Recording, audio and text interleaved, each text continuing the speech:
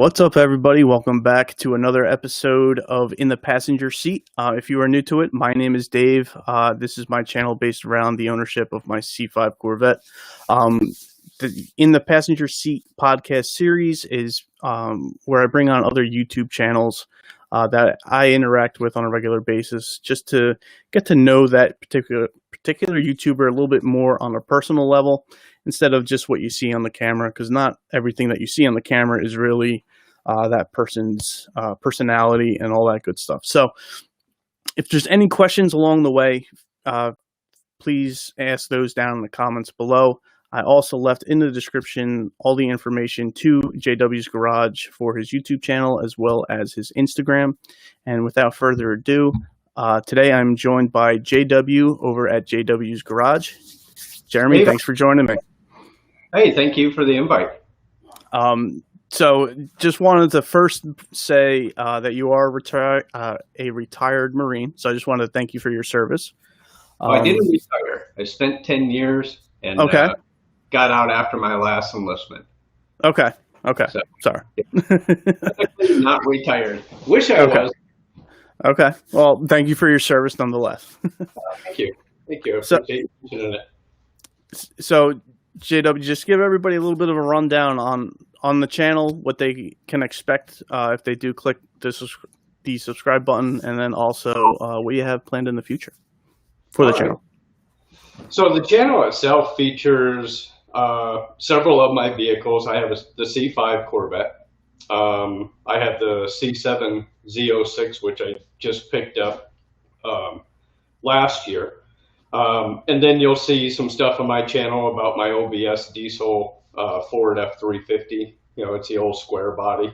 And then, I don't know, over the last 20 years or so, I've been buying boats and doing restorations on them and flipping boats as well. So there's some boat content in there as well. So a lot of it is based around, you know, everything motorsport related, you know, in some way, shape, or form, and the repairs that go into it. A lot of how-tos that, you know, people may not know how to do. So it's kind of an instructional channel, as well as just showing you some other things that you can, you know, basically do yourself. Why did you decide to start the YouTube channel? So the I know you have a little bit of a background yourself with the business that you have and stuff like that. So that's how the channel first started. It first started as BRC coach, and it started with my business. But the projects that we do, so we do heavy collision, like semi-trucks, trailers, celebrity coaches, passenger coaches.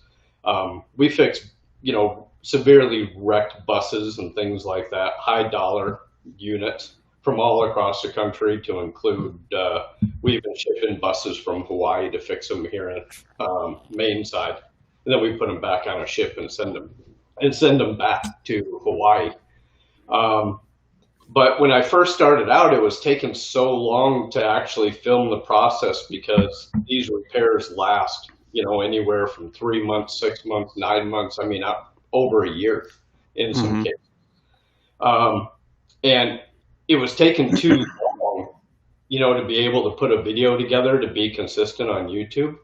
And then on top of that, there's a lot of legalities that I ran into with my customers' logos and things like that.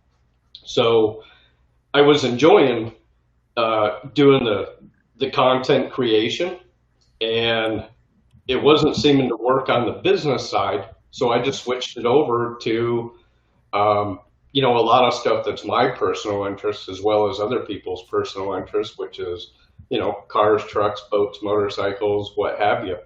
But Corvettes have always been a huge part of my life. So that's probably the major portion of the content that you're going to come across on there. The C5 is a constant project and work. Gotcha. I bought the car in '99. It was a year old when I had bought it, and it's just been going through transformation for 21 years. Okay. You want to talk a little bit about that transformation? Sure. So So I bought the car in 99. It's a 98, so it's got the two fuel line system in it. It was Arctic white from the factory, in which you guys have probably only seen the car as black. But it's gone through several different paint changes to where um, I think the very first one I ever did was I blacked out the back bumper, and did that mod. And then I did some of the hood, and then I got rid of that hood and went to an aftermarket hood, and it's just snowballed from there. Um, and then, of course, to make my life as difficult as humanly possible, so I set out to build a car that was one you could autocross it. You could do like S3 challenge with it. You could drag race it. You can road rally it, and I still use that car primarily for my estimate writing. So even though I'm based out of Las Vegas, I write estimates all over the country, and I don't really fly. Like, it's very seldom you'll ever hear about me getting on an airplane, not for any particular reason. I just enjoy driving, Mm-hmm. and always have enjoyed driving. So I drive all over. I mean, um, Texas isn't out of the question, Colorado, Southern California, Northern California, the central area. I'm pretty much wherever I get a call to go write an estimate. I'm pretty well itching to get in the car and get going. So, Nice. so I put a lot of miles on that car, Okay. above and beyond racing it competitively and what have you. Like, I just looked at the odometer the other day, like the chassis got 183,000 miles on it. Nice. And it commonly does like 1 day, 1,000-mile road trips. Mm-hmm. Right? I'm usually in Reno like once a month writing an estimate, stuff like that. And that's 1,000-mile trip there and Mm-hmm. back. What So, kind of performance modifications do you have to it? It's probably not anywhere near stock at this point. no, it's really not. And I joke with a lot of people and say I think the only thing built by GM anymore is the body panels.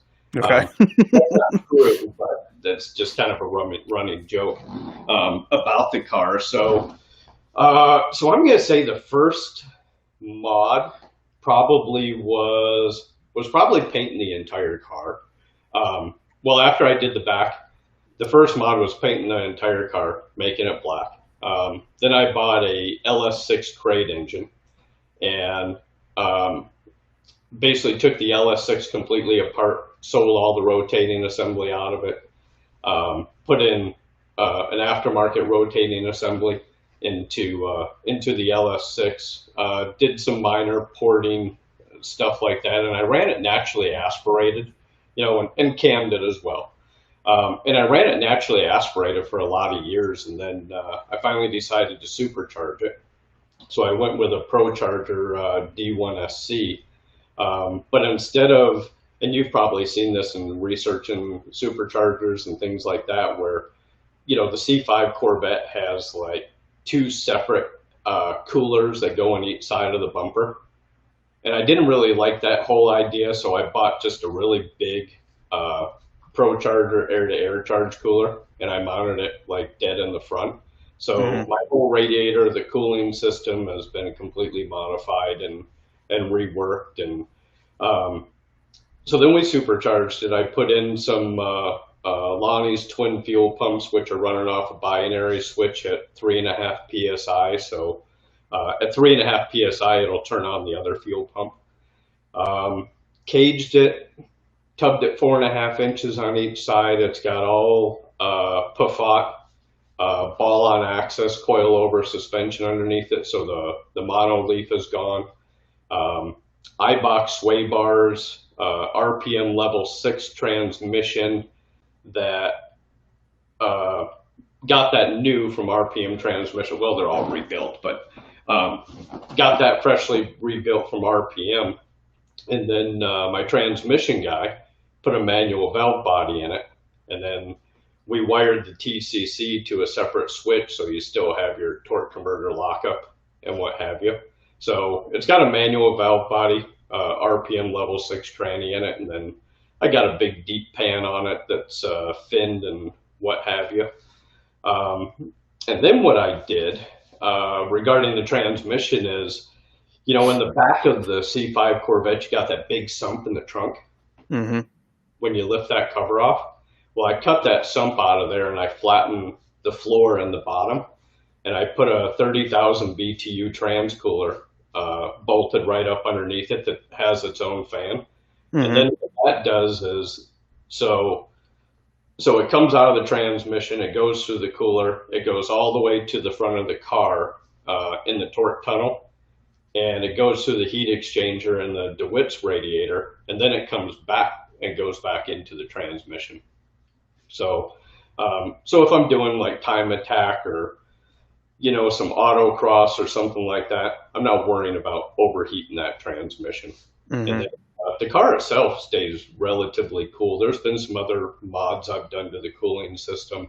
I can't think of the name of the company, but I got the remote control on the dashboard. You just push a button and it turns both fans on at full power. And, and those are also DeWitt's fans in there as well, because the factory ones just weren't pulling enough when you started really getting into the boost. Like that heat really starts building. Mm-hmm. But the car stays relatively cool. Like I don't know, even at a 100-degree day, it'll run 185, 189, somewhere right around there. And yeah, so it does pretty well. And I'm sure there's a laundry list of other mods that I've done in there. I don't know if you guys have seen my exhaust mod on the car in some of the photos, but I don't have the 4 pipes in the center anymore. I was going to ask you about that because I saw your picture the other day on Instagram, and I'm like, well, what's up with that? So you can talk about that. Yeah, so those are MagnaFlows actually, and it's basically just an in and out MagnaFlow muffler, and then we took a 90-degree elbow and did a baloney cut on it, so it matches the body lines really well. And one is I needed the space for the trans cooler, and that was the only thing I could really come up with. The original plan was to have the exhaust exit through the side of the rear bumper cover, but I've seen it on a couple other cars, and I wasn't really thrilled with how it looked.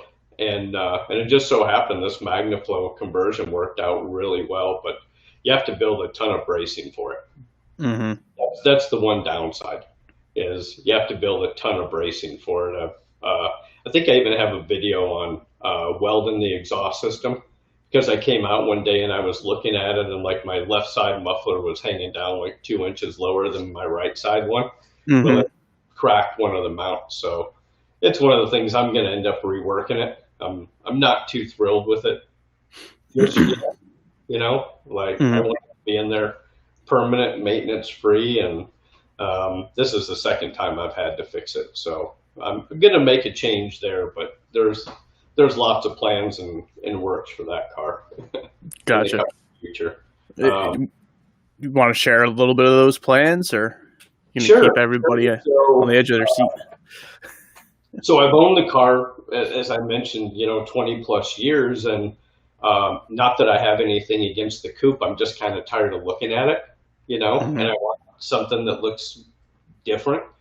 So I bought the roof section, or I should say the back roof section for the Z06, and I bought the trunk lid, and now I'm just minus the tub itself, and then the 2 fenders, because your rear fenders are actually different on a Z06 as to what they are to a coupe base car. And I am going to make the conversion over to a Z06, but I'm still going to have the removable target top. Nice. Yeah, and then the car's got to get repainted again. I keep a show car paint finish on it, and it looks fantastic. I mean, you can read your watch in it, which is kind of my standard, being as though in the auto body business. But the downside to having a paint job like that is they're not very durable, and they don't last that long. 3-4 years, you're doing, some pretty major touch up, and I don't know, I would tell you 5-6 years of a car that you do actually drive, like you're breaking it down and painting the whole car again. So it's about to get shot again. Okay, you gonna go back with black, or are you gonna choose a different color? There's some great new colors out there right now. Mm-hmm. And I'm especially liking seeing some of the colors that I see guys are wrapping their cars nowadays. And maybe not so much the matte finishes, but the semi finishes and stuff like that. And you can duplicate all of that with paint.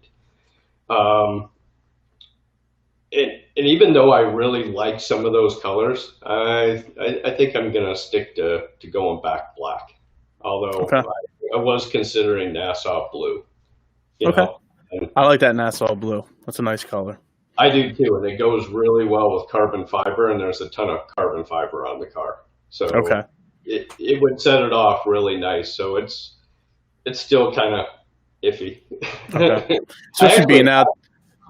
Especially out there in Las Vegas, I would think a black car. I mean, it's going to get pretty hot. Maybe you don't drive it once it gets over a certain temperature, but yeah, like once we get past 110, like the car does not leave the garage. got it.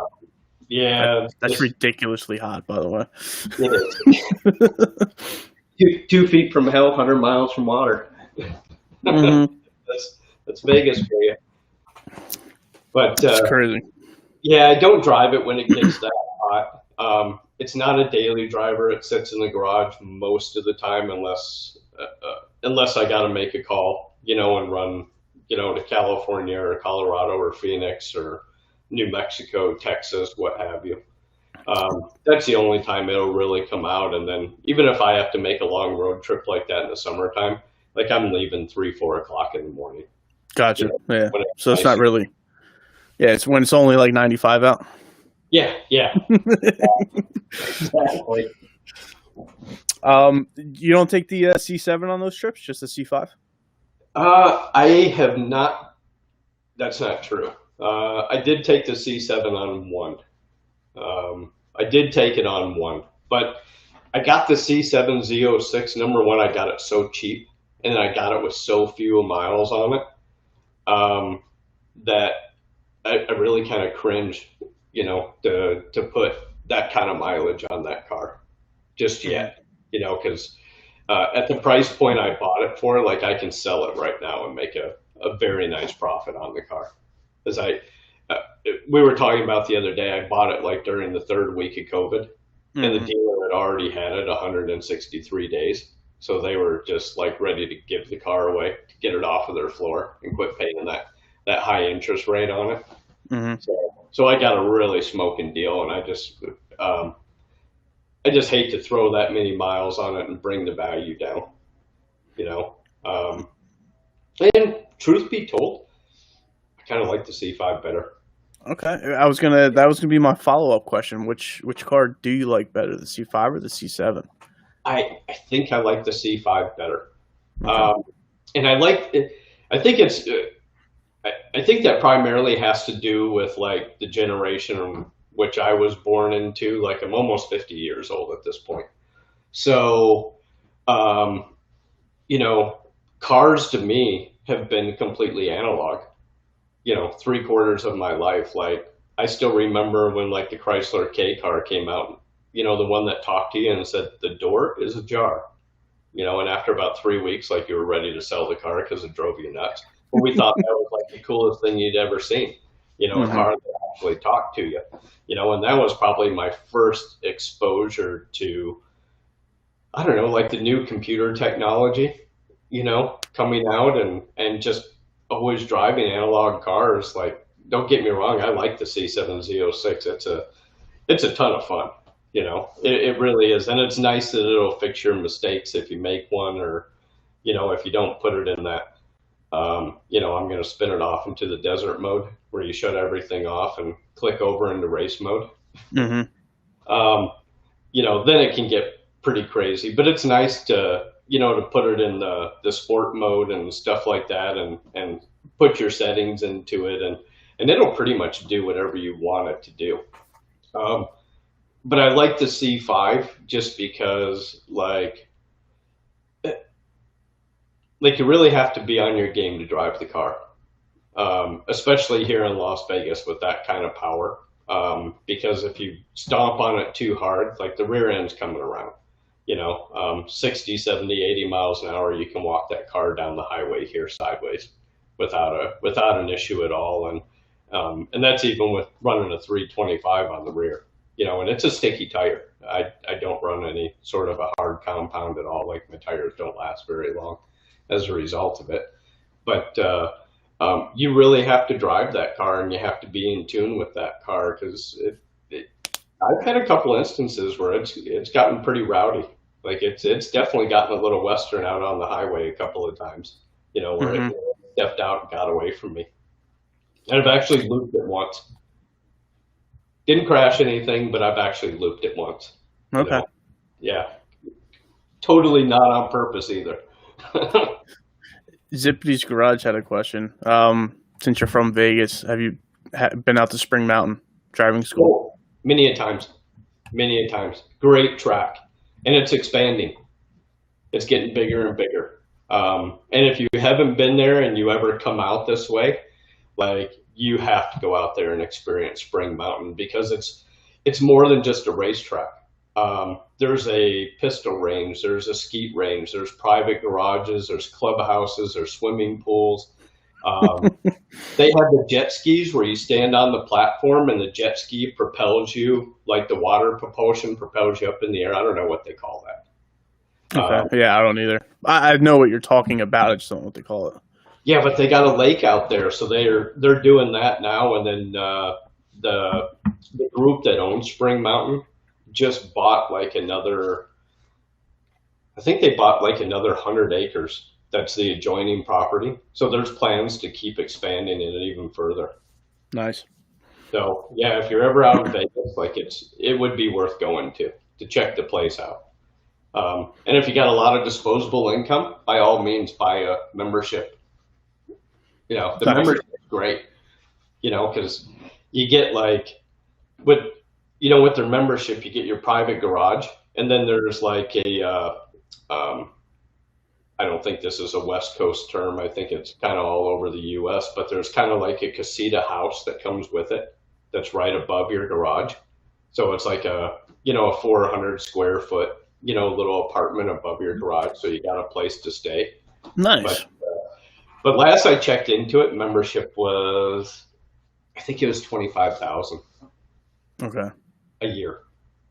Yeah. And there's probably like an initial cost too, just to get in. I'm sure too. They even sell race cars out of Spring Mountain, so you can buy a race car right there on the property. Oh wow, nice. Yeah, it's a cool track. It's a really cool track. And if you're familiar with tracks, I mean, I would tell you, like, I prefer that one to Willow Springs all day long. So, Jared asked the question. LS Fest is coming. Which car are you bringing? Or which car do you think you'll perform better? Better in? Well, that's a good question. That's a really good question. So I did muscle cars at the Strip in 2019, and I placed second best overall in the autocross, and that was going up against like some real heavy hitters, guys that are pulling out $200,000 and $300,000 G machines out of trailers, getting towed in. And the only car that I could not outrun was the Detroit Speed IROC Z. That thing was just a monster. I got some video of it. Like, I was so far off of that guy's pace, it wasn't even funny, Mm-hmm. And if you've ever autocrossed, I mean, when you're 0.8 of a second off of someone else, like, your chances of catching them are pretty slim. Mm-hmm. That's actually a pretty big gap. But on the other hand, so right after Matt's, I entered LS Fest, and I was doing the autocross and the S3, and that's where I broke my propeller shaft into 3 pieces. But funny thing is the person that actually was leading the autocross through LS Fest brought basically a stock C7 Z06 on 18-inch wheels with a 200 tread wear rating tire, and she was absolutely spanking everybody out there. I mean, hands down, just absolutely spanking everybody on the track. No chance of catching her. So I could take either one, but I think ultimately the C5's going. Okay. It's more fun to drive. I got a lot more experience with that car on a track than I do the C7, and that was the whole point. If you've subscribed to the channel and you've been watching and you've seen the whole process pretty well. I don't know, about a quarter of the way through to finish of stripping the whole car down and rebuilding it from the bottom up. So that was the whole purpose of doing that rebuild, was to get it ready for LS Fest and muscle cars at the strip in 2020. But a particular country ruined that for us. Yeah. Unfortunately. So yeah, so it's going to be the C5. Okay, fair enough. Yeah. You went a little bit on some previous history with cars. Where did your passion for cars actually begin? I mean, it began in my hometown of Flint, Michigan. So if the people watching or yourself aren't familiar, besides all the lead in the water, Flint used to be famous because that's where all the cars and trucks were built out of. For those that don't know, they call Detroit the Motor City because that's where Ford, Lincoln, Mercury, and GM's headquarters are located, and then the Ford, Lincoln, and Mercury plants are actually in Detroit. But everything else was in Flint. So Buick, Pontiac, GMC, Chevrolet, Oldsmobile, everything was right there in Flint, Michigan, as well as AC Delco, which is now Delphi. Was all right there in Flint, and that was really the Motor City. And growing up there as a kid, like everybody in your family, worked in the auto industry in one way, shape, or form. So I'd have to say the love of the automobile started in my hometown. Going to the Detroit Auto Show as a kid, it was a dress up event. You didn't wear t-shirts and shorts and stuff like that. It was a dress-up event. It was a big deal because it was all the people in your neighborhood that built the cars.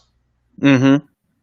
Or when somebody got a new car on the block, it was a big deal.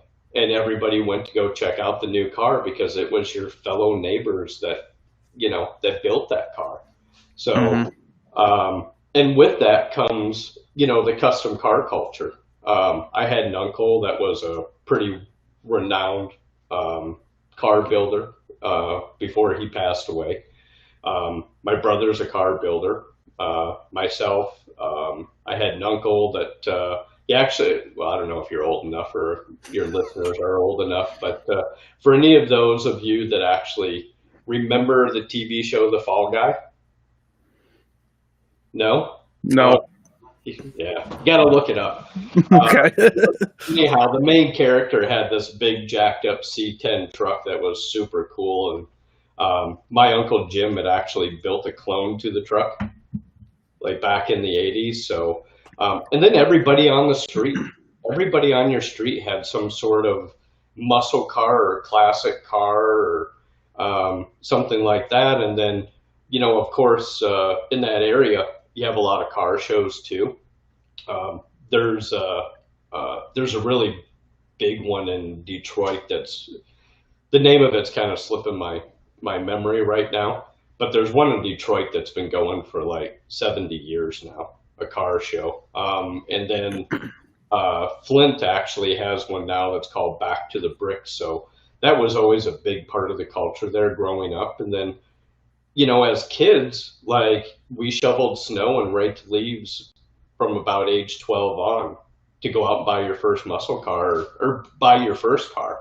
Mm-hmm. So that's where the love of the automobile, really started, was there. And then different aspects of my life have always revolved around the automobile.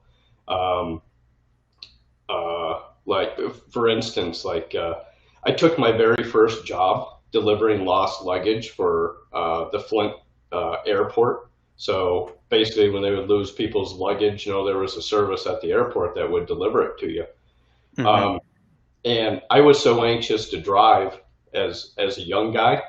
I took all my brother's information and went down to our Secretary of State, and I got a fake driver's license at the age of 15 with all my brother's information. I took a job delivering luggage all over the state of Michigan. I wasn't even legal to drive. Nice.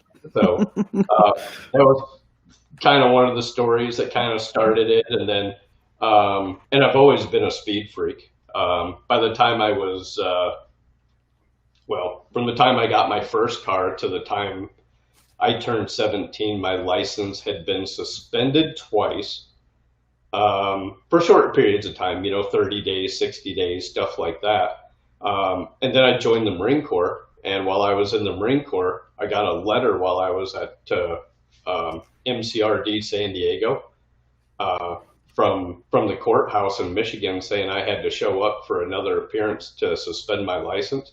So I just wrote him a letter back and said I didn't think the drill instructor was going to let me leave to make a court appearance. So, you'll have to postpone it. And the judge actually knew me by name at that point. And she wrote me a letter back and said, well, it seems like you're getting your life straightened out. I'm going to go ahead and give you a pass on this one. And of course, what's the Marine Corps do? Throws me right into motor transport. Yeah. Yeah, that worked out real well. So, what was your first car? First car was a 1981 Ford F100 custom cab, short bed, two-wheel drive, straight 6 300 with a top loader transmission and bucket seats. I don't know what Ford called that color, but it was kind of like a baby blue color. Okay. And yeah, that was the first car, I would have to say. Any other fun cars that you've owned over the years? Oh yeah, I've owned lots of them. I had a feeling you'd say that. Yeah, had a '69 Camaro, and I had that car for a long time. I had several engines built for it, and like my C5, it went through a ton of different transformations. But I had actually built that '69 Camaro up, and I had actually owned that '69 Camaro before I left for the Marine Corps in 1990, I think it was. And so the car went into storage, and then once I got to a duty station, I picked the car up, and the nice thing was on military bases, they had these places called auto hobby shops where you could do body work, paint work, you could do full engine rebuilds. I mean, they had everything you needed to weld with and fabricate and do fiberglass and what have you. So I took it with me to all the different bases and just started building it at the auto hobby shop. But back in those days, so that's early 1990, before G machines even became any terminology in car culture. I had built that car up to actually turn. So it was on, oh God, I don't even know that you could buy a 15-inch wheel anymore, but it was on like 15 by 9 Craigers in the front, and then 15 by 10s in the back, and the white wall BF Goodrich tires, and had a 3-link under the back, and just all sorts of stuff. Sway bars and frame connectors. We actually cut the floor and channeled the frame connectors right to the floor under the seat, so it really tied the car together real nicely. And then that ended up getting. It had a lot of different things to it, but that car ended up getting a 20-gallon fuel cell, Pontiac Big 10 rear end. Ended up with a 250 SX Linco transmission. If you've ever seen a Linco before, no, they got like 4 sticks right in the center. Okay. If you ever see a Hertz Olds, take a look in one. That's the type of shifters that they have, and then. I had a big block for it at one point in time, and then for the most part, I went back to a small block and just made it a really good road car. And I didn't sell that car until, I don't think I sold that car until like around '98 or so. I know it was Okay. before I got out of the Marine Corps. But so I had that. I had an '84 Corvette with the terrible crossfire injection, but I had 150 horsepower shot of nitrous on it to get that sled moving. Got rid of that one. Had an '88. Let's see. Had a 71 Stingray at one point in time. A lot of dually trucks. Had a lot of dually trucks. God. Audi S4 at one point in time. I don't know if you've been a subscriber to my Instagram. Like, I think I've taken the post down, but I had Shaquille O'Neal's COK 550 for Nice. a pretty good long time. Yeah, couldn't even reach the pedals. There was like, I'm sure. the seat was moved all the way to the very back. So it was touching the back seat, and my feet were like 22 inches away from the pedals. Yeah, it's almost like why even have the front seat? Right. And then let's see what other cool vehicles. Ducati 749R. Wish I never sold that bike. That was a pretty cool one. Had GSXR 750s, had a bunch of performance boats over the years, like Eliminator Daytonas, the video which you've probably seen, the Power Play. That's my most current rebuild, the 40-foot Power Play offshore race boat. Mm-hmm. What else? Had a couple of Mercedes. Had a Skyline when I lived in Japan. Oh, nice. That was a great car, but I never got used to shifting a right-hand drive car. Okay, yeah, I was going to ask you how weird of a transition that must have been. Super weird. Okay. Super weird. Yeah. And then the worst part is because I was in, in the Marine Corps, I was in motor transport, and I used to drive a vehicle that's called a Dragon Wagon. It's like this big, huge, massive vehicle made by Oshkosh that moves tanks and helicopters and like super heavy payloads. So, during the day you would go out on the road and you would be, driving complete opposite side of the road in Japan, in a Dragon Wagon. Well, then you'd come back and, go on your own time and then go out into town, and now you're driving on the opposite side of the vehicle and the same direction of traffic. Like it just didn't compute for some reason. I never got used to that shifting from a right-hand drive car. Like it's unnatural. It's completely unnatural for me. Jared had a good question. Not that one. Do you have a car that you regret getting rid of? I don't know that I have a car that I regret getting rid of. Yeah, I think the only thing I regret ever selling, honestly, was a Ducati. Okay. Typically, like when I've sold a car, I've gotten to the point where I was pretty well. You were done with it at that point. Yeah. Yeah. I was pretty well over it at that point and ready to get rid of it. So yeah, no cars that I regret, but definitely the one motorcycle but I just wasn't responsible enough to own that anymore. Gotcha. Yeah. Even at my age, sport bike is not the place for me to be. Riding way beyond my age and physical capabilities anymore. Mm-hmm. So yeah, that was the only regret though, because it would have looked great in the house. Yeah. He had a follow-up question. Ever blow anything up? Oh yeah, absolutely. Blew up some small blocks. Built a small block once, and I left a rag in the lifter valley, so the oil wasn't draining back into the crankcase. Yeah, smoked that motor. That was a serious mistake. Put a rag in the intake or down in the lifter valley and just threw the intake up there and didn't really think about it. Just keep all the dust and everything else out, and then, ended up just forgot about it and bolting it down. Yeah, and left the rag underneath there. So yeah, I've blown up a few things. I've cooked some transmissions, scattered a transmission or two. Actually did one in the 69 Camaro, in, somewhere in Kentucky, and ended up changing it in like a Walmart parking lot. Nice. Yeah. Done that a lot, actually. Unfortunately, but thank God I got the knowledge to know how to fix this stuff. But that's even happened in the C5 bet. Mm-hmm. I lost.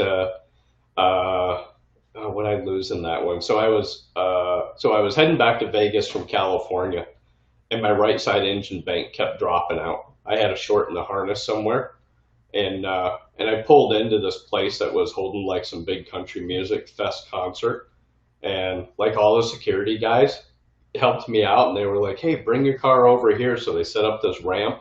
They pulled it inside a tent, and they were like, "Do what you need to in here to get your car back on the road." So I always keep a ton of tools with me just in case something does break. And like an hour later, they come in and I got the whole front end of the car apart. Like the fenders are off of it because my coil packs are in the fenders. So I got the fenders off of it, the front bumper off of it, like all these pieces and parts. And they walk in and they're like, "Holy crap, are you like, you gonna be able to put that back together?" So yeah, got it back together, found the short, and got my engine bank going again. But yeah, I've definitely blown a few things up. I mean, if you saw in the video the prop shaft from the C5, I mean, that was a mess. You know, broke off all the tabs, you know, tore up the center section. I mean, just ripped the 6-shooters, you know, right in half. I mean, that was a pretty good mess. But thankfully, in my older years, I've blown up a lot less stuff than what I did in my younger days. Okay, it's always good. After the Marine Corps, what did you get into? You know what? Even while I was in the Marine Corps, I always had like, you know, nowadays we call it a side hustle or what have you. Mm-hmm. But while I was in the Marine Corps, I was still on the pro rodeo circuit as well throughout my entire military career. So traveling around the country, rodeoing, doing that, and I did that after I got out of the Marine Corps. Additionally, before I left the Marine Corps, I started working for Stu Seagal movie productions. And it started out, I was painting the helicopters for the TV show Pensacola Wings of Gold. And then by just coincidence, I'm there at the movie studio down in San Diego actually working one day. And this guy comes pulling in, and I recognize the car. It looks like my cousin's car, right? And my cousin gets out. And I'm like, "What are you doing here?"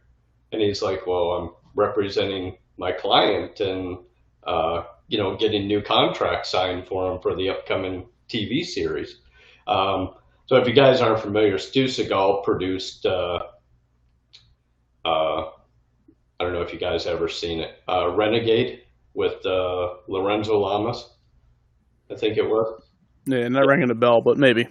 Another blank. Yeah. He did another TV show that was on USA Network called Miami Blues, I think it was, and then the TV show Pensacola Wings of Gold. And you know, so going back to what I was talking about, so my cousin rolls in, I talked to him for a second, and the next thing I know, Stu, the actual producer, comes out and he's like, "You're related to him?" And I was like, "Yeah, he's my cousin." And he's like, "Why didn't you tell me?" I was like, "I didn't know he was such a hot shot." You know, so that landed me a couple of little parts here and there. I did some stunt work on the show as well. Not an industry that I really liked a whole lot. Very repetitive and I do get bored kind of easy. So to shoot like, you know, 2 minutes worth of footage, and it takes 14 hours of doing the same scene over and over and over and over until the producer's happy with it. And that's what they're supposed to do, but just really wasn't a business for, you know, that I wanted to, you know, continue to pursue.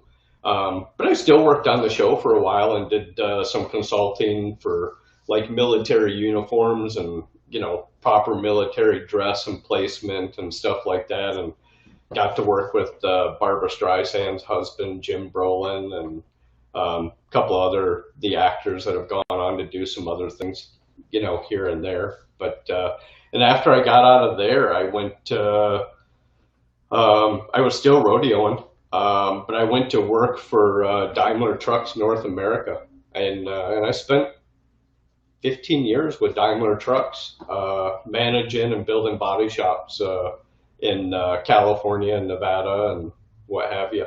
And then an opportunity came up along the same business line, still working in, semi truck, bus, what have you industry to partner with a guy out of Calgary, Alberta. So I partnered with him, and 9 years later, BRC is still up and going, and now my business partner is running for mayor of Calgary, Alberta, and we'll see what happens there. But I may not have a business partner for very long. Yeah, right. He's going to be really indisposable, I'm thinking. Mm-hmm. How'd you get into rodeo? Boy, how did I get into rodeo? So backing up, I was born in Flint. My mom, like most moms and dads, get divorced, even back in that era. My mom got remarried to a guy. We ended up moving to Daytona Beach, Florida. And through one of the guys that I met, I would have to say late elementary, middle school type era, like he was a rodeo cowboy. So he took us to a few of the different rodeos and stuff like that, and started riding steers and what have you. And then we ended up moving back to Michigan. That kind of fell to the wayside, but it was probably about the late '80s that rodeo, like most sports, they have their peak years, and it's usually a 7-year trend. Usually 7 years in the forefront, 10 years in the background, and 7 years in the forefront again. But rodeo had just came into its heyday, like back in like 87 and 88, and it was going on everywhere, and just ended up picking back up on it again in Michigan, not really doing it on any serious level, but once I got into the Marine Corps and got to places like I was stationed at Camp Lejeune, and then Millington, Tennessee, and then Camp Pendleton several times. You were in that part of the country where it was really prevalent. So, meeting guys in the military from all walks of life, I met some guys that were, had interest, in rodeo as well, and started going out and hitting a few practice pins and what have you. And I rode bulls for several years. Never really made a lot of money at it. And then I ended up entering a rodeo actually in Michigan, and they had me entered in the bareback riding, and which is riding bronc horses. And I knew the mechanics of it all, and I knew the guys, so I borrowed enough gear and a rigging and what have you, and went out there. I ended up placing third, and I think I took home at that point in time, I took home like a $300-400 check, and I never got on another bull again. I rode horses from there on out. So, any severe injuries while you're doing that?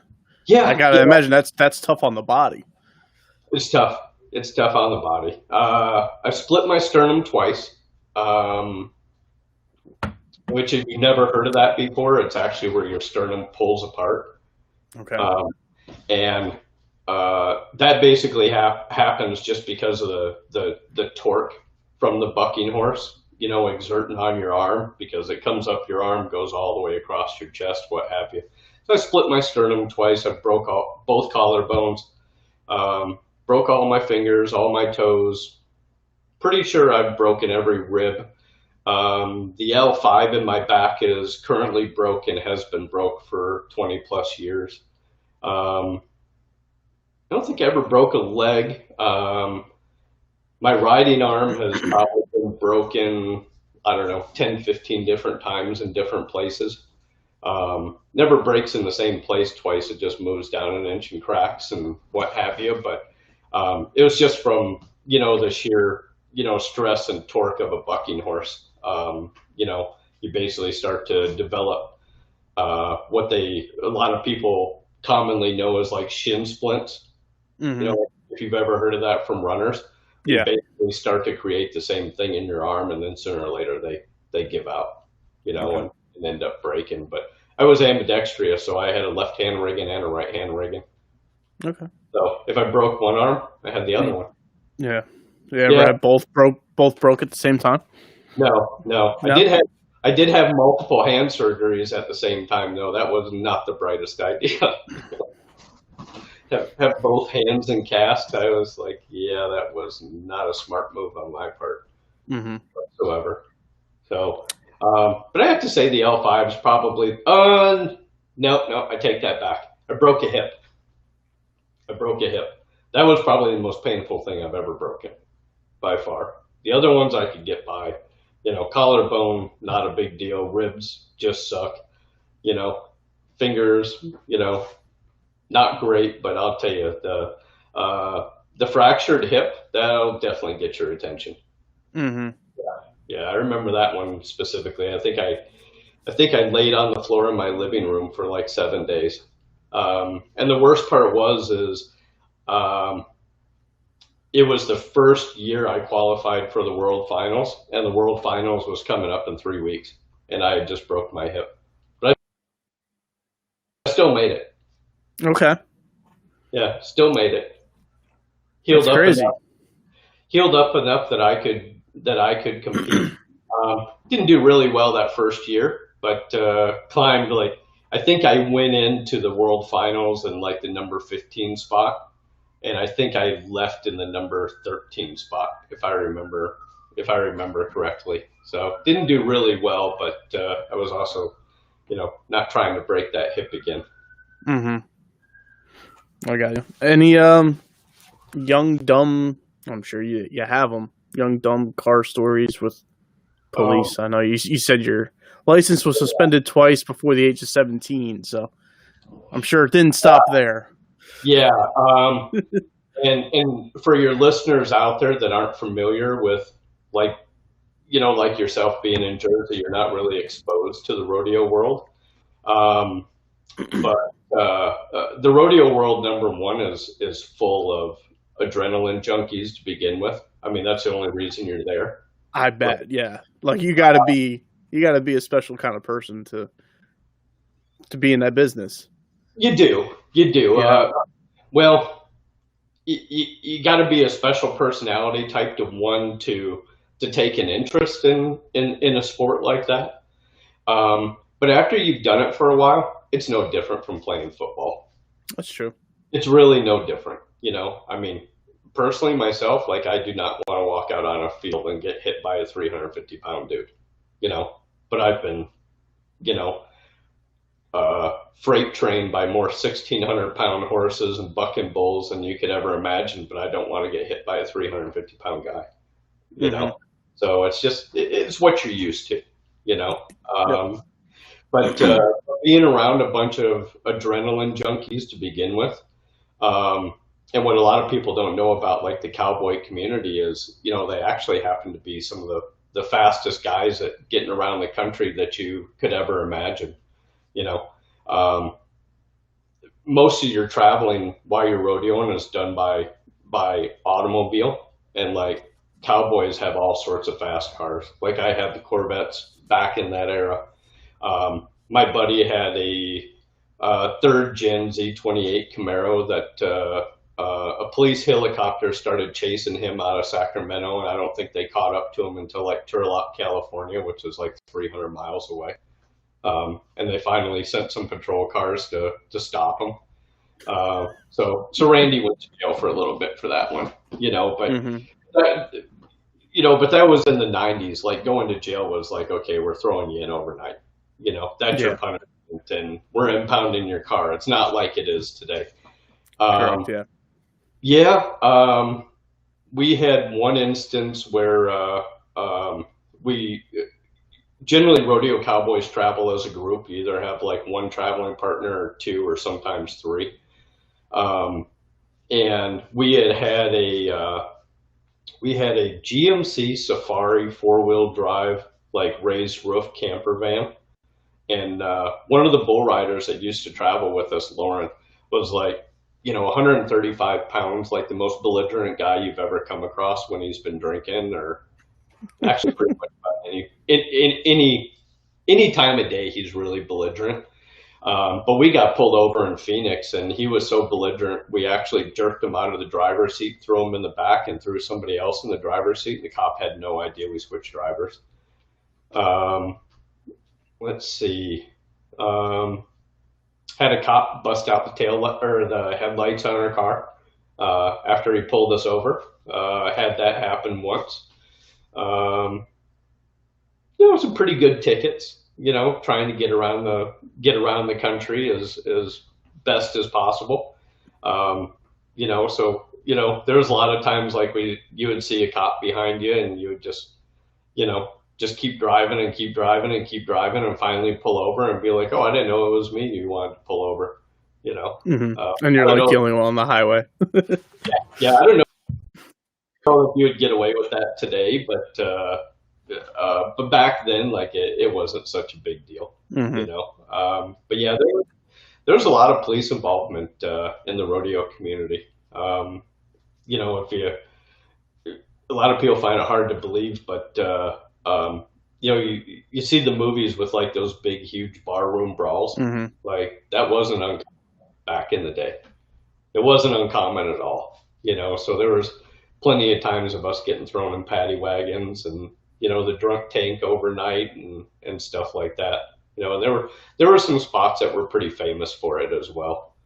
It was just what we did. We drove fast and drank a lot, and we're pretty rowdy all in Hmm. all. Fun life though. It was a really fun life. So yeah, those were some of the just some of the lighter antics that went on.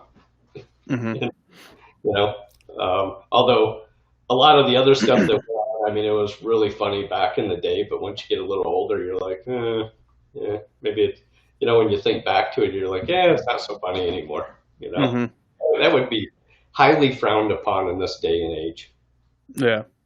What other hobbies are you into besides cars? The offshore boats. Do a lot of hunting and fishing, and um, yeah, hunting, fishing. The boats. I mean, and everything else is pretty much motorsports related. In some Okay. way or form. Like my typical weekend is, get one of the cars out and go cruise a couple 100 miles, or go hit some car shows and things like that. So it's all been pretty geared towards automotive, and unless it's hunting or fishing season, and then Hmm. and I'm generally out doing that. Although fishing from an offshore race boat isn't the most proficient thing in the world, but it, Hmm. it does get the job done. Got it. I'm kind of bummed that the my troll wasn't here tonight. Yeah, where's the troll? There was no extra stuff going on in the chat. I was kind of bummed. But I'm going to leave the floor open to you.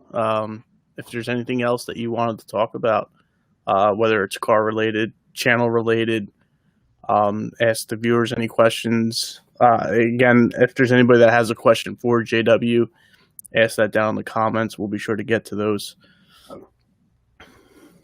Too slow on my channel for a bit. Bummed.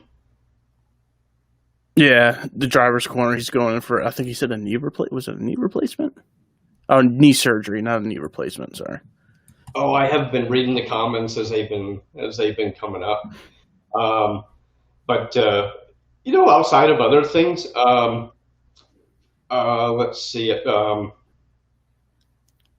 Hobby wise or what have you, like anytime I get the call to go write an estimate somewhere, Mm-hmm. it's like I'm always racing myself to see, what kind of time I can get to that point and back, you know. without going to jail.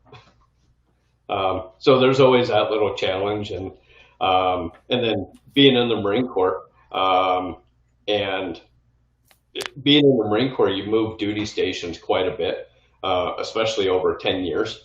So I've cannonballed across the U.S., 6, 7 times in some pretty great cars and one really awful one, which was a 91 Ford Escort LX. Like, never again. That was the worst car in the world to do it in. But the first time was the 69 Camaro.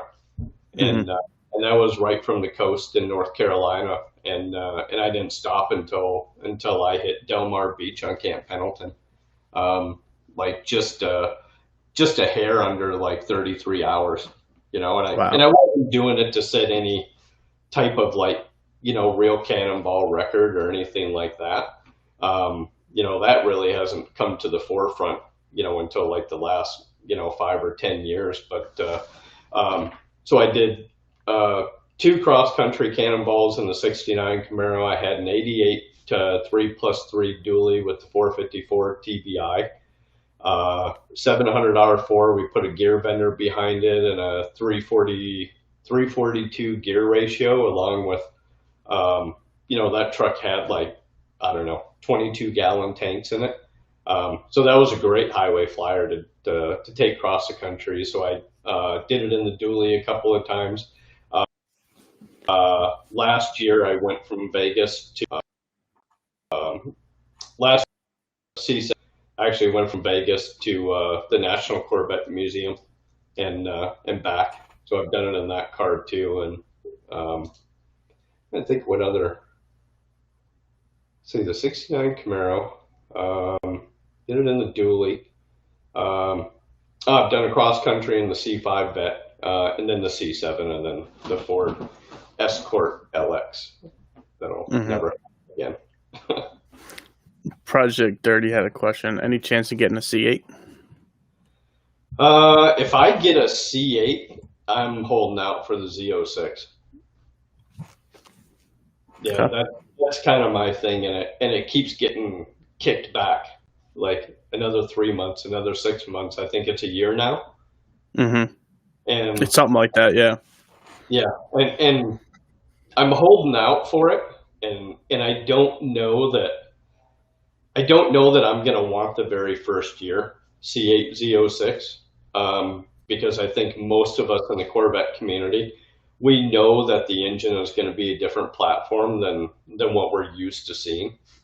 I mean, I'm sure it's going to be an LT-based engine, but there's so much information out there, whether it's going to be a twin turbo, whether it'll be supercharged, whether it's going to be a 5.7 liter, whether it's going to be a 6.2 liter, whether it's going to be a 5.5 with a flat plane crank. And I think whichever way they decide to go, they're going to spend that first year getting a lot of the bugs out. So I don't know that the first year Z06 is going to be on my radar, but probably the second year is what I'm thinking, and that's one of the reasons I want to keep the mileage low on the C7 Z06, because that'll get sold for the C8. Being a Corvette enthusiast, the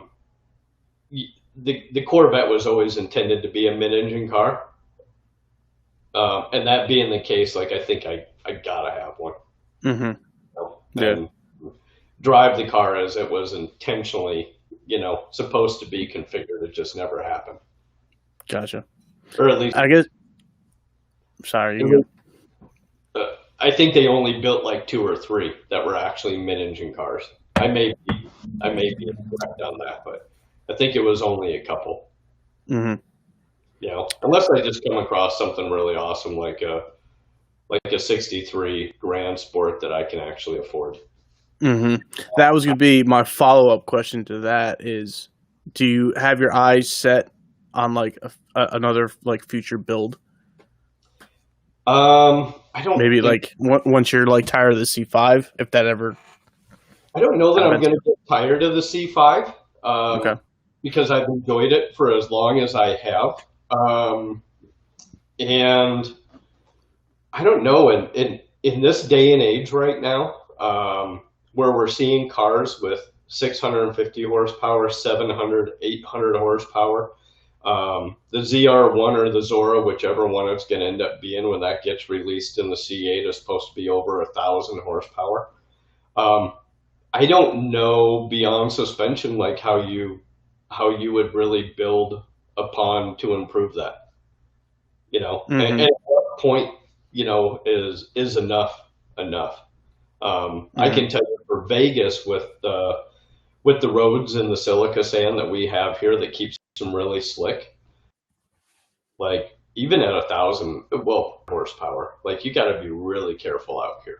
It's different if you go to California, but to buy a car that's 650 horse or 700, 750, 800, and then build another 100 or 200 horsepower on top of that. I just don't know for a street use car that there's really going to be any purpose to it. Besides body mods and suspension mods.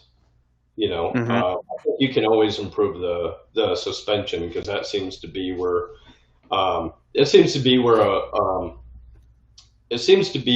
lot of the manufacturers start to watch the pennies.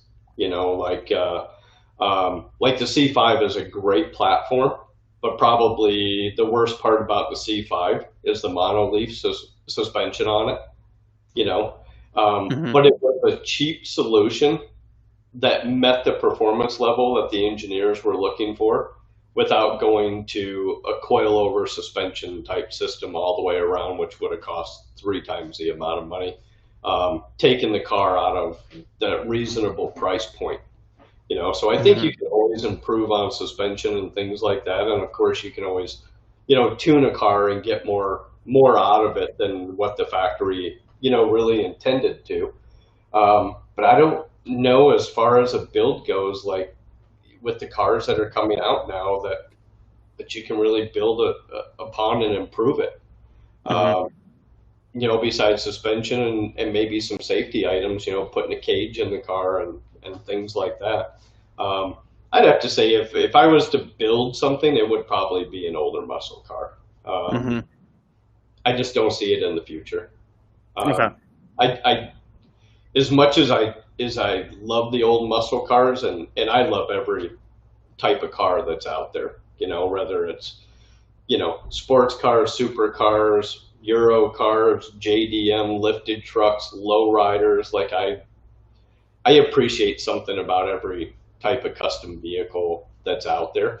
And as much as I appreciate the muscle cars and the G machines that people are building out of them, when you take them to the track, they just can't hold a candle to today's technology, and that's maybe not so much in the engine compartment, but when you're talking about frame geometry and traction and stuff like that, with all the assist type features like the C7 Z06 has, I don't think that you could improve upon that. And being as though I'm a pretty competitive person to begin with, like, when I go out to something like an autocross or something like that, like I'm there to win. I'm not there, to get practice. Like I'm there to win, or win to the best of my ability, or improve upon my driving skills and what have you. And then, like I was telling you, to take my C5 to Matt's and pull off a second, and then LS Fest with the gal driving the Z06 that just basically handed it to everybody by a long ways. I just don't know that you could build a car up to really compete against today's modern technology, at least starting with the 60s, 70s era, type car. I don't know. I'd like to do something a little custom with a C3. I'm seeing the C4s are taking off again, and I do miss the C4. I do miss the C4. C4 was a great looking car. Matter of fact, there's a Grand Sport on eBay right now that's just absolutely beautiful for like $25,000, and I'm just like, that's the last thing I need to park in my garage right now. But I'd really like to have it. Yeah. Yeah. Yeah, That's no, what a guy that I follow, I forget his YouTube name, but he picked up a Grand Sport like 2 years ago, and yeah, sweet cars for sure. it is. And it was a unique car in the C4. The only Hmm. out of all the different lines that came out of the C4 model, like it was the only car that actually had a rear flared fender on it, like the ZR1 did. So that made Hmm. it really unique. And then the numbers were really low. So that's one of the cars I see in the future, like taking off in value. Hmm. The C4 Grand Sport. LT4 was a good engine. Didn't build a whole lot of them. I think most were blue with the white racing stripe, and then the red accent stripes on the fender. Yeah. But I've seen a couple forest green ones and some black ones, but I think I'd have to go for the blue and white combo with the red interior. That's sharp looking. Yeah, that's iconic Grand Sport. I have a list of dream cars that I would love to put in my garage. That's just one of them. Okay. Any other one you want to bring up? Oh yeah. God, I'd love to have a WB Porsche. Okay. Been a huge Porsche fan for years. I love the Porsche platform. They've just gotten to a point to where they're no longer affordable. At least they're not affordable to a guy of my income level. They're so far out there. Hmm. What else? I'd like to have a Fairlady Z at Hmm. some time. Subaru WRX STI. Hmm. That would be one. 63 Corvette Sport. That would definitely be one. There's a guy on 73. there's a guy on Instagram that's rebuilding one. Oh, really? Yeah, I forget the name of his Instagram. I'll shoot it to you later. It's like 63. It might be like 63 Grand Sport is like the name of his Instagram.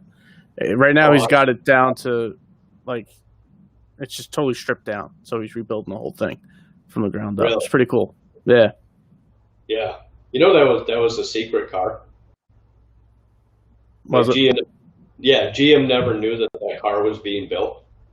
It Hmm. was being built in secret in a garage out back of the GM plant. It's a pretty interesting story how the Grand Sport actually came about. But GM basically told them to scrap the project, and they were like, "No way, we're keeping it going." So they just moved it out to one of the garages outside, and they continued building it, and and then went out there and really set the tracks on fire with that car. Hmm. Um, so that's one of them. There's a couple of kit cars out there that I would really like to get my hands on. The like the super light. Those things are pretty awesome looking, and kit cars don't look like kit cars anymore. Like they Hmm. perform, and matter of fact, I think the SLC Superlight holds like a manufacturer's record now for like track times and what have you, because it's such a well engineered chassis. I mean, I don't know. Being a car guy, I don't think there's a garage big enough for all my wants. Because you're gonna have everything. There's gonna be lifted trucks. There's gonna be Corvettes. There's gonna be JDM cars. I love Fox body Mustangs. I always thought that was a great looking car. Fairlady Z, and probably a couple other cars from that I would probably like to throw in that garage. That I was exposed to while I was stationed in Japan.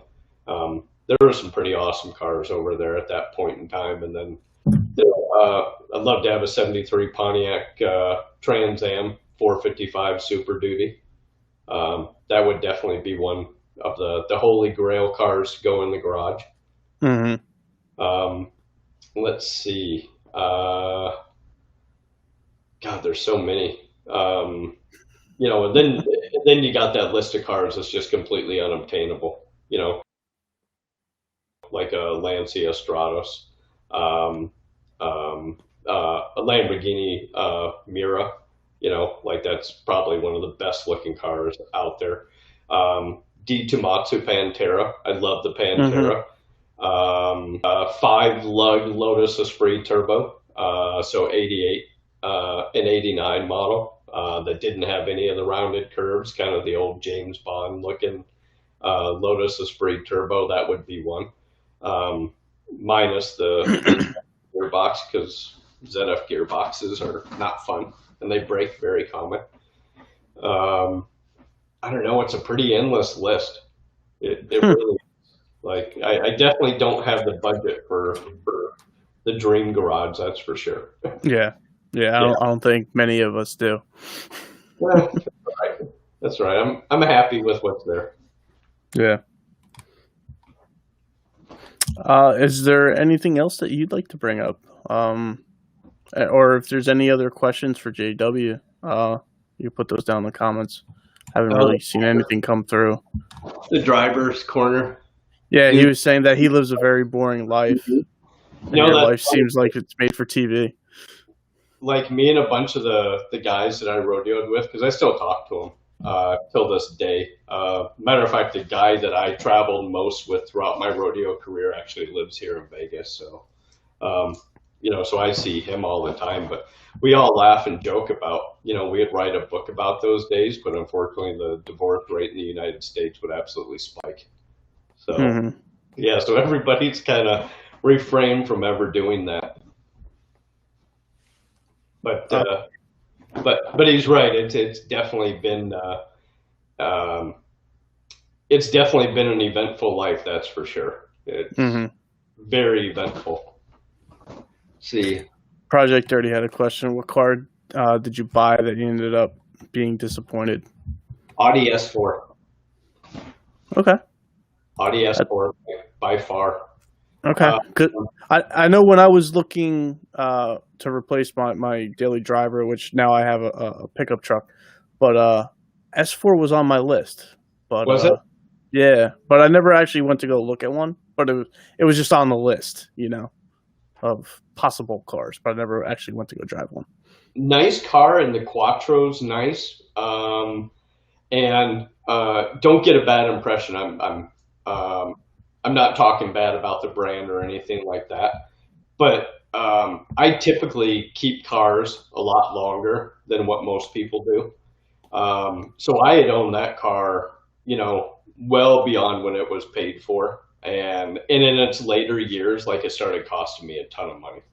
Okay. I remember, like, the key to getting rid of that car was I totaled up what it cost me to keep it running 1 year, and it was like $13,000, and I'm like, yeah, this thing's gone. Like, in a heartbeat. Yeah, Zippity said, question, what Gen S4 was it? So that was what are we in now, Gen 5? To be honest, I have no idea. I think we're in Gen 5, so it would have been what's referred to as the B4 model. Yeah, I think it was the Gen would have been a B4 because the B3 had the rounded tail lights. So it basically looked like the newer Audis do today. The only real big cosmetic difference was there was actually a bumper that went across the front grille, and now it's just one big front grille. Yeah. Zippity said last gen. Yep. Yeah. That was the only one that that I finally just got to a point that I finally had it with that car. It just costing so much, but they make a beautiful car. They really do. And for those people that are tuning in that watch Hoonigan Garage, if you guys saw the S3 that they raced against Hoonigan Mustang, and I think they won a couple of the matches against it. That guy shops like right down the street from me, so nice.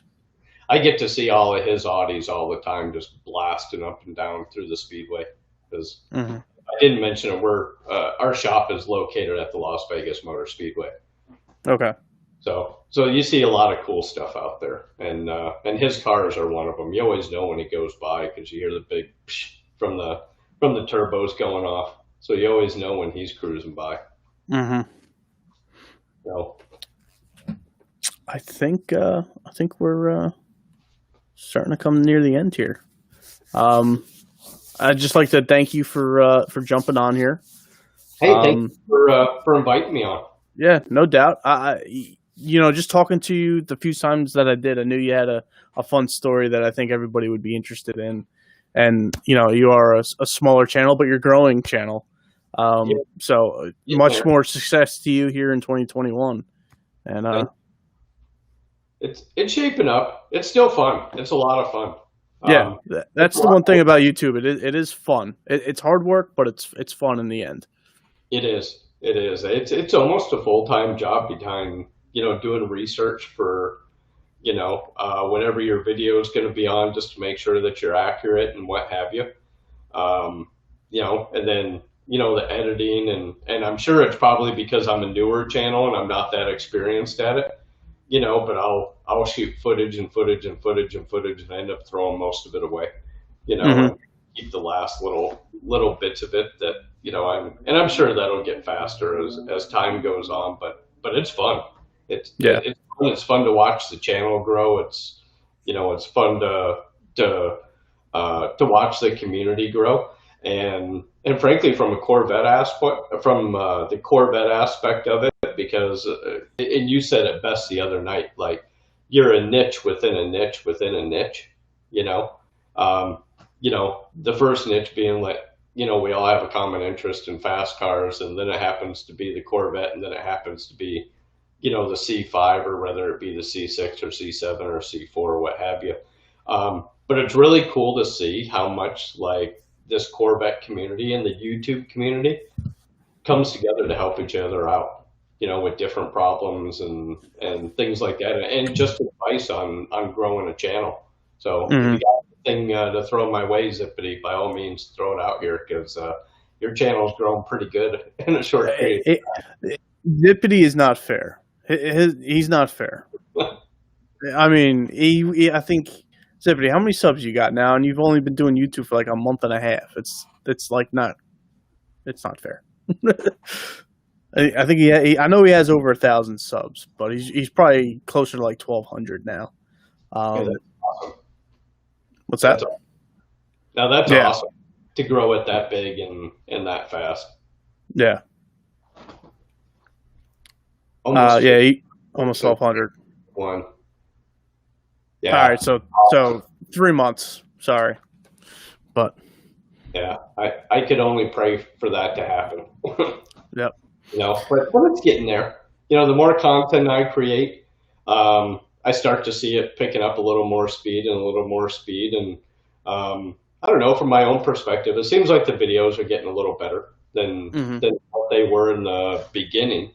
But it's still fun to do and collaborate with other guys and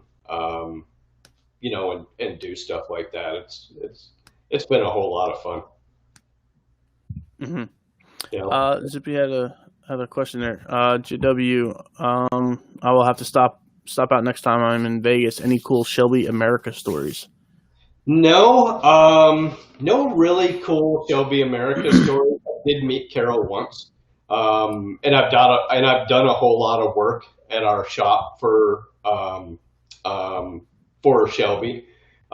We used to work on a lot of their semi trucks and their transporters and their trailers and stuff like that. And I've been, through all the private tours and stuff like that over at the Shelby garage. One when it was located right around the corner from my shop, because it was at the Motor Speedway. Now it's on the opposite end of town. But no real cool Shelby stories, although no, that's not true. I guess I got one. Is if anyone remembers the Series 1 Shelby that came out early 2000s, I guess it was, powered by an Oldsmobile Aurora engine. Anyways, they ended up scrapping the Shelby Series 1 project, and I ended up buying, I think, 10 sets of the custom wheels that were for the cars, because they were on a Chevrolet bolt pattern. So I bought like 10 sets of the wheels and sold them all within a real short period of time. It was a great looking wheel. Mm-hmm. There's a Shelf 1 on bat right now. I'm not sure. I thought maybe that was like a show related to the show. There's a Shelby 1. Oh, I'm bringing a trailer right now. Oh, okay. He's hitting us with some of that, internet lingo that neither one of us got. Yeah, thanks for telling me that. That's what I needed to see. That's right. Our car for the dream list too. That was an awesome car. I'm surprised that they didn't continue building it. But continuing on with Shelby America, so like a lot of your listeners probably don't realize, but you can actually go to Shelby and order an all aluminum 427 HC Cobra. The body's made over in England by like a father and son team. And they actually still hand shape the car. And then they crate it up and send it to the U.S. and they finish building the car. And I was fortunate enough to actually see one being built. Nice. During one of the private tours. But other than that, like the Shelby guys were pretty tame. You would think that they would be out like ripping up the speedway and, the whole industrial complex where we were all located, but those guys were pretty tame for the most part. Gotcha. So no real crazy stories there, except I got a smoking deal on a bunch of Series 1 wheels. That was it. And then got to meet Carol one time, and that would just happen to be in passing. Gotcha. Any other questions out there? I don't think so. Well, there hasn't been any that came through since Zippity's comment. So, again, JW, thank you for joining me. Hey, thanks for the invite. Yep. It was a pleasure. Yeah, it was fun. I think next week I might be taking the week off, not doing a in the passenger seat next week, but then the following week we'll be back at it. So. Finally, some nicer weather here in Jersey, so I'll be having the Corvette out, hopefully getting some content out there. So be on the lookout for that. And on your guys' car show that's coming up. Yeah, that's going to be April 24th at the Hamilton Tap and Grill in Hamilton, New Jersey. It's right off. It's right on 130, which is right off 195 in the New Jersey Turnpike. So it's right center part of Jersey. Definitely come on out. We're limited this time to about 150 cars, but we expect 150 cars to show up. So I know the last time we had it, I showed up at 11, and more than half the parking lot was already full at 11. So if you want to get there early.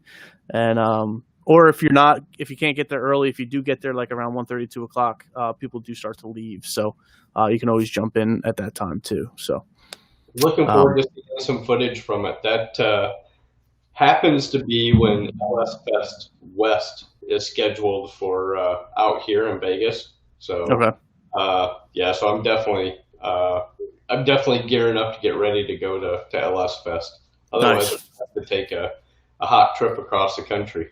That would have been fun. Yeah, would have. Absolutely. But all right, again, JW, thank you for jumping on. Everybody, thanks for participating in the comments. And like I said, I won't see you next week, but I'll see you the week after. Have a good night.